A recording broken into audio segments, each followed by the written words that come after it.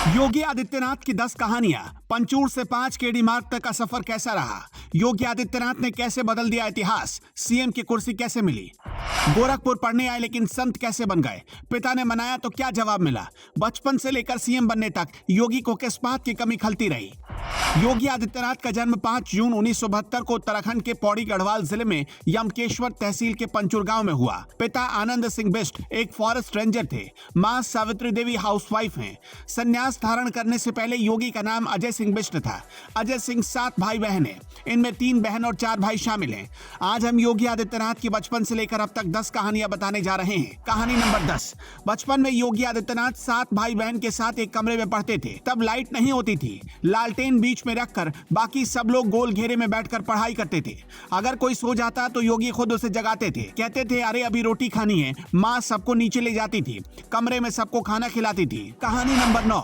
योगी आदित्यनाथ को फाड़ू बहुत पसंद था। उत्तराखंड में फाड़ू कुलत की दाल को कहते हैं। यह उत्तराखंड का प्रसिद्ध व्यंजन है। इसे गढ़वाली में फाड़ू बोलते हैं। कहानी नंबर 8। 1993 में योगी आदित्यनाथ की मुलाकात महंत अवैधनाथ जी से हुई। तब अवैधनाथ जी सांसद थे। योगी से उन्होंने कहा कि तुम मेरे उत्तराधिकारी बन जाओ, लेकिन पहले परिवार से पूछ कर आओ। तब योगी आदित्यनाथ अपने घर आ गए। अपनी माँ से उन्होंने गोरखपुर जाने के लिए कहा। तब माँ ने सोचा कि नौकरी करने के लिए जा रहे होंगे, लेकिन किसी को मालूम नहीं था कि वो संत बन जाएंगे। कहानी नंबर 7। योगी की शुरुआती शिक्षा दीक्षा पौड़ी में ही हुई। अपना ग्रेजुएशन हेमवती नंदन बहुगुणा विश्वविद्यालय से किया। योगी आदित्यनाथ पढ़ने में बहुत तेज तर्रार थे। गणित में उन्हें अव्वल नंबर आता था। एमएससी करने के लिए वो गोरखपुर आए, लेकिन उस वक्त राम मंदिर आंदोलन चरम पर था। आंदोलन ने उनका ध्यान अपनी तरफ खींचा। वो साल 1993 था। पढ़ाई से उनका ध्यान भटक गया क्योंकि कुदरत को कुछ और ही मंजूर था। कहानी नंबर 6। बहुत दिनों तक योगी आदित्यनाथ गोरखपुर से जब लौटकर घर नहीं आए तो परिवार वालों ने उनकी खोज खबर लेनी शुरू की। पता चला कि योगी आदित्यनाथ संत बन चुके हैं और गोरखपुर के मठ में हैं। तो उनके पिता उनसे मिलने गोरखपुर मठ आ गए। वहाँ उन्होंने देखा कि भगवा वस्त्र धारण किए, सिर मुड़ाए एक युवा सन्यासी फर्श की साफ सफाई करवा रहा था। जब वो पास पहुंचे तो कोई और नहीं बल्कि योगी आदित्यनाथ को उन्होंने देखा था।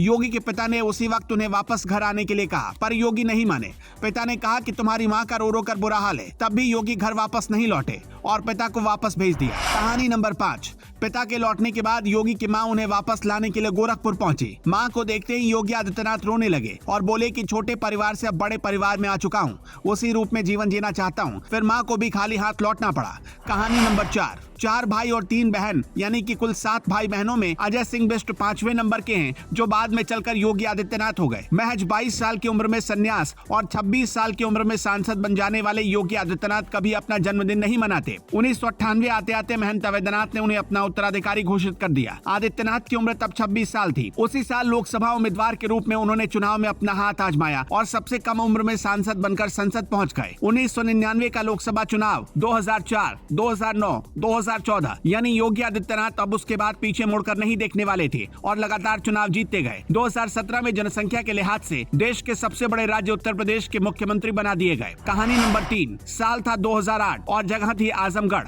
योगी आदित्यनाथ तब सांसद हुआ करते थे। वो आजमगढ़ के स्टूडेंट लीडर रह चुके अजित सिंह की 13वीं में शामिल होने जा रहे थे। उस वक्त उनके गाड़ियों के काफिले पर जानलेवा हमला हुआ। ताबड़तोड़ फायरिंग हुई, लेकिन कहते हैं कि जिसका ऊपर वाला रखवाला होता है उसे कौन मार सकता है।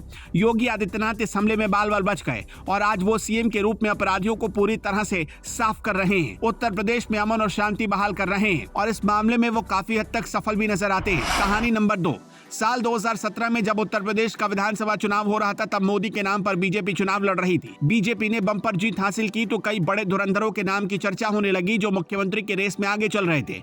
मनोज सिन्हा से लेकर विधानसभा अध्यक्ष सतीश महाना और दिनेश शर्मा तक का नाम आगे चल रहा था। जिस वक्त उत्तर प्रदेश के मुख्यमंत्री के नाम की चर्चा हो रही थी, उसी वक्त योगी का विदेश में कोई कार्यक्रम था।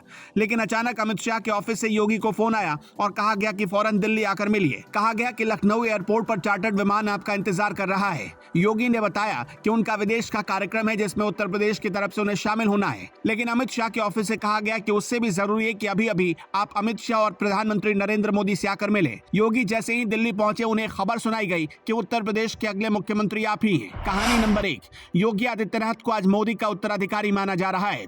इसके पीछे कई संयोग है। जैसे मोदी कभी कोई चुनाव नहीं हारे, वैसे ही योगी आदित्यनाथ कभी कोई चुनाव नहीं हारे। जैसे मोदी पर करप्शन को लेकर कोई दाग नहीं, वैसे ही योगी आदित्यनाथ पर भी करप्शन को लेकर एक रत्ती भर भी दाग नहीं। योगी आदित्यनाथ की कहानियां कैसी लगी हमें कमेंट बॉक्स में जरूर बताइएगा।